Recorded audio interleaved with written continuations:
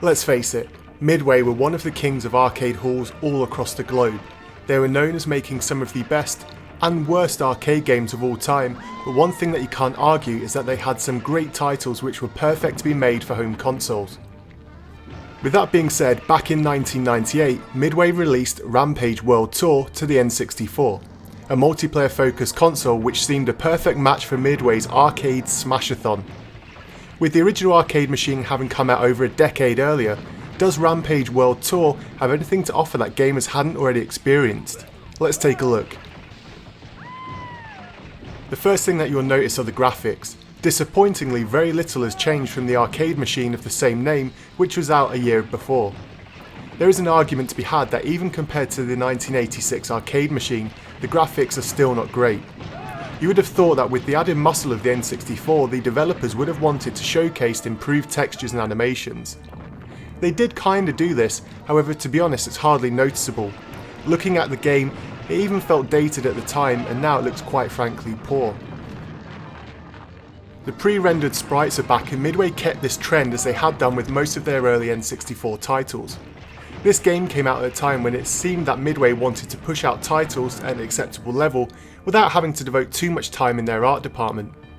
This is a shame, however compared to the PlayStation version of the same game, the N64 version had smoother edges and no loading times. To be honest, most people would have known this as an arcade game before buying it, so you rarely have high expectations in the graphics department. Arcade games are all about the action, and in my opinion, this is fortunately one of the areas where Rampage World Tour really delivers. For those who've never played a Rampage game before, they are basically smash-a-thons, and the aim of each level is to destroy everything in your path, including buildings, humans, aircraft, and pretty much anything that you see. Sometimes the simplest games are the most fun, and nothing is more fun than playing this game in 3-player mode. You have a fun choice of monsters to choose from, and then you're off. In this iteration of the game, like the name suggests, sees you and the rest of the monster gang traversing the globe and pretty much fucking it up. In terms of gameplay though, this is one game that is certainly better in the short burst department. The main problem with the game is that it gets repetitive very quickly. There's only so many times you can scale a building, batter it to the ground, and then move on to the next one before you start to get bored.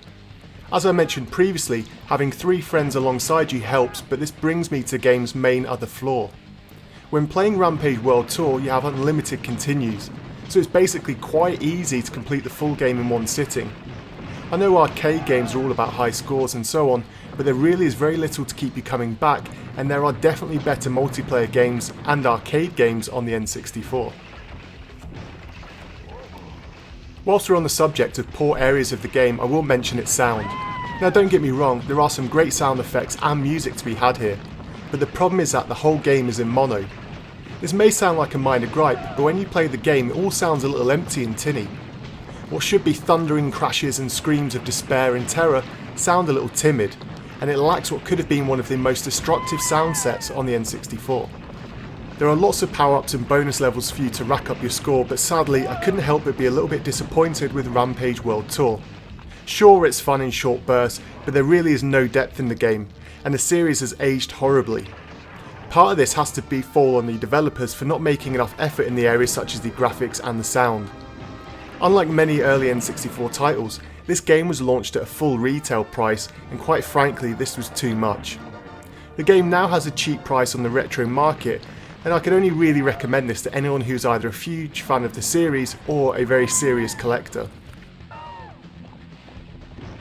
On a side note though, I will point out that Rampage World Tour actually has one of the most valuable game versions on the N64. If you're a serious collector, then try to find the big box edition which came bundled with extras. And if you can find a complete copy, it really is one of the prized pieces for any N64 collector. But be warned though, they rarely come up for sale and you'll be paying big money to try and land one of these. So let's start the discussion below. What did you think of Rampage World Tour? Did you enjoy the arcade machine and couldn't wait to play it on your home console, or did you give this game a miss after the poor reviews it got back in the day? Let me know your memories of Rampage World Tour, and if you'd like me to review Rampage 2 Universal Tour, hit that thumbs up button. Until next time, take care.